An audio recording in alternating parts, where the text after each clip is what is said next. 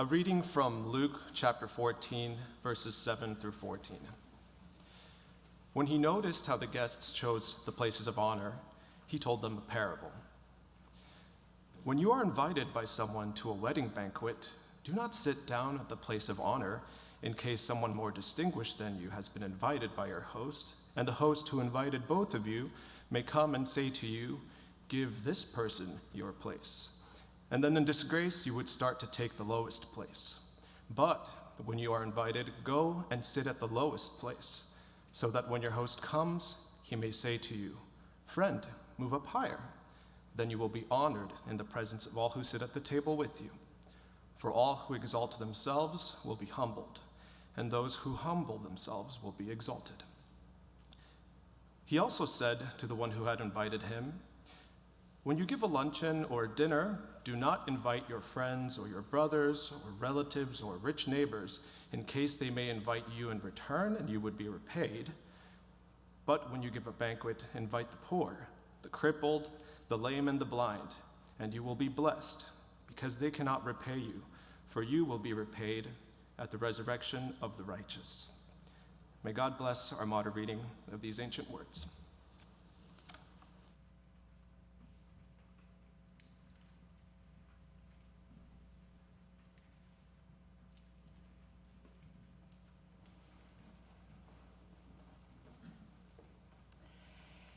An engagement so big that it inspired a $550,000 8-carat ring.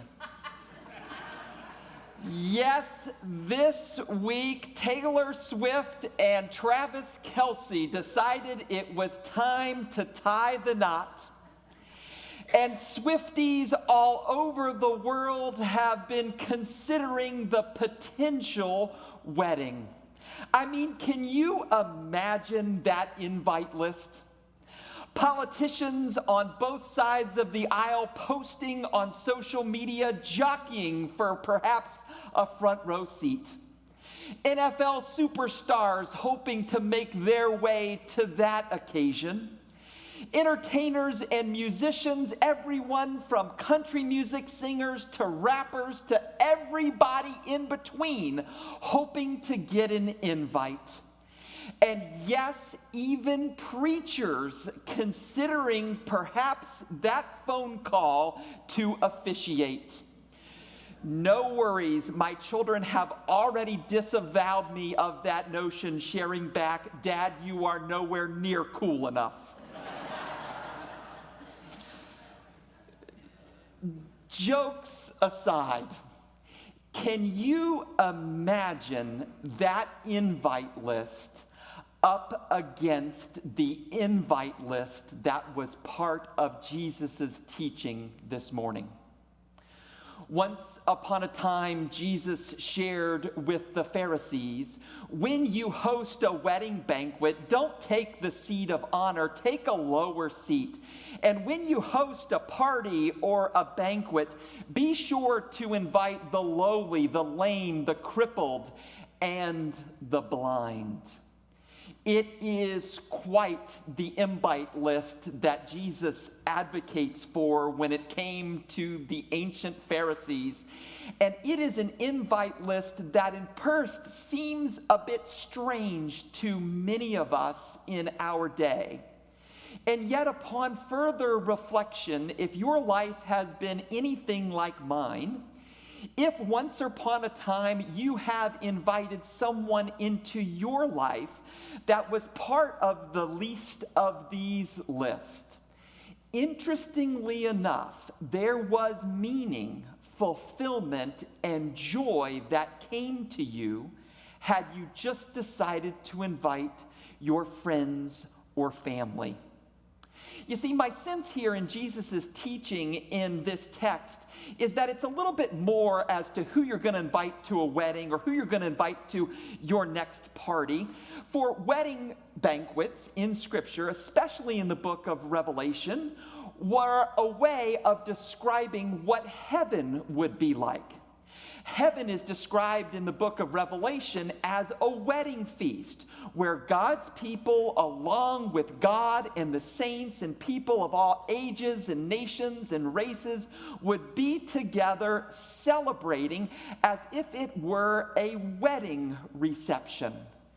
And in thinking about this, Jesus is sharing back with the Pharisees, if you only invite your friends and those who are rich and those of your same level of educational and religious attainment to your functions, you are really missing out. In other words, Jesus is not just saying to the Pharisees in this text, I want you to include people because it is the right thing to do, though it is. Rather, Jesus is spiritualizing the matter, sharing back with the Pharisees, if you are willing to invite those who are on this guest list to your functions, what you will experience is more joy, more heaven on earth. To be sure, a challenging teaching for the ancient Pharisees. For in that culture, the Pharisees had become socially stratified and began to look more in their practice of religion than like the Roman Empire, than perhaps anything religiously authentic. For so often these stratas of socialization were what kept the Roman Empire in business. And the Pharisees were kind of practicing what we might call today a social ladder, or perhaps a totem pole kind of socialization amongst themselves that Jesus is really getting at and is really challenging. And we get this social stratosphere that Jesus is calling the Pharisees to depart from. For when you consider our everyday lives, so often we are just encouraged to socialize with our friends who are at the table. For example, social media. For those who are on social media, what it encourages us to do is to make friends with the people who we want to be friends with, and to follow the people who we want to follow, for that's rather comfortable. So often when it comes to community groups and to organizations, we just want to be part of a group of people who look, act, and think like us, because that is something that's just reassuring. Even in the life of churches that can become rather dogmatic, it's just, I'm going to go and be at a church where everybody thinks and acts and believes like me. We get the world of the Pharisees, do we not? And part of what Jesus is sharing back with them is, Pharisees, if you will reach out of that social position where you are and invite the least of these to the table, what you will experience is more joy, more meaning, more heaven on earth. At my children's school, they have a rule that when you are hosting a birthday party, if you are wanting to invite the friends in your child's classroom, you must invite the entire class. And so if the teacher is going to put the invitation in each child's cubby, you have to have invitations for everyone. But then there is a certain grade level where that rule goes away. And as a parent, for the first time, you have to talk with your child about what it means not to get invited to the party. And in having some of those conversations myself, there is a certain hole in my heart, a certain longing to go back to kindergarten again, where everyone has a seat at the table. And I think that longing in my heart is that vision for more heaven on earth, where there's plenty of room at the table beyond just our friends to include truly everyone. In fact, I experienced a little bit of that hole in my heart feeling this week in following a couple of news stories that really were at their core stories of religious insiders wanting to condense the amount of space there was at the table. The story of the preacher at FGCU who was shouting those racial slurs at students in the name of religion. Or the story this past week of the 10 Commandments being posted at the courthouse, and how others who weren't on the religious inside reacted to that. In following those stories, my heart hurt a little bit, for I wanted to see a table where everyone, no matter race or religion, blind, lame, crippled, or poor, had space. For when that happens, there is joy. Heaven comes to earth. Has that ever been the case for you? You've intentionally invited someone and into your life, and in so doing, that person not being part of your immediate social sphere brought forth a joy that couldn't have happened had you just invited the people who you know, think, look, and act like you. One story I would tell is a story of a man by the name of Will DeBose. And Will was an equipment manager for the baseball team that I played on in college. And Will had been the equipment manager in the college laundry for decades. And he was responsible for washing all of the players' uniforms and fixing the foam inside of batting helmets that would come loose. Everybody loved Will. He was so positive, and he was a person who worked so hard. And he was a person who grew up and really just emotionally and developmentally wasn't like the rest of us in the college. And so a group of alumni decided to get together and establish a scholarship in his name. And I will not forget the night of the banquet where that scholarship kicked off. A high-throttle educational institution with the name scholarship after, the laundry guy. And there we all were with Will and with Will's parents who had raised him as a special needs child. We were there with a big wig from Bank of America who had given a lot of money toward this scholarship. And in that room, all of the social lines had been blurred. Lines of education, lines of money, lines of social acceptance. And there was this out-of-this-world joy in that event when the person who was first at the banquet was Will. You ever experienced a story like that?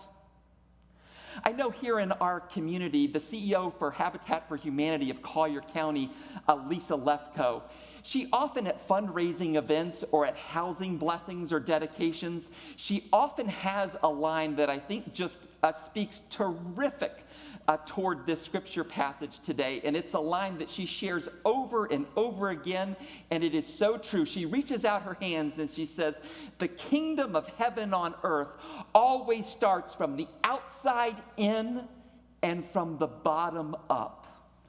Funny how that happens, where joy comes from in our lives. The great British theologian G.K. Chesterton put it this way. He said early on in his ministry career, he used to think that God's gifts were on shelves, one above the other, and that the taller he grew in Christian character, the easier he could reach God's gifts.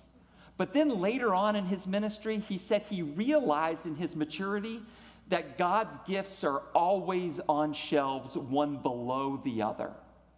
And that it's never a matter of growing taller, but of stooping lower to receive some of God's best gifts. When you have a banquet, invite the poor, the lame, the crippled, and the blind, and you will be blessed, said Jesus. I'll close today going back to the potential super big wedding that will be happening. In my own desire to be cool, I did read up on it. For there was a lot of clickbait on my phone. And in clicking on all the articles, I saw, one potential venue of Arrowhead Stadium in Kansas City. I saw that a social media post of the royal couple over in Great Britain who were congratulating this new couple. I saw pictures of what a potential dress could look like, pictures of that ring. And as I was clicking those articles on my phone, I also clicked another one. And there was a picture of Taylor Swift, who had determined that on one morning she would go and visit the Joe DiMaggio Children's Hospital over in Hollywood to be with some children who were battling their way through cancer. And there was this picture of her with a young man who was either 11 or 12 years old, and he had lost all of his hair, and he was battling leukemia. And after reading and thinking about all of those pictures, I put my phone away. And interestingly enough, the picture that resonated the most with me was that one. For there, what I was looking at was the person, perhaps in the world, at the highest place of the social ladder, if but just for a moment, stooping lower to bless someone in need. And as I put my phone away, I said to myself, that picture, it cannot even compare to the potential pomp of the wedding of the century. And then I just continued to do a few house chores, thinking about it even more. And I said to myself, darn it, if Jesus wasn't right.